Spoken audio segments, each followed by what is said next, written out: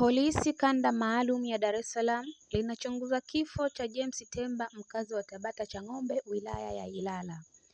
Taarifa kamanda wa polisi kanda hiyo Jumanne Muliro aliyoitoa leo Jumapili, Mei 3 mwaka 2026 imesema linachunguza kifo cha mtu huyo ambaye Aprili 30 mwaka 2026 saa 3 kamili alasiri mwili wake ulikutwa unaelea kwenye maji yaliyokuwa yanatiririka katika mto Msimbazi, eneo la Kipawa, wilaya ya Ilala.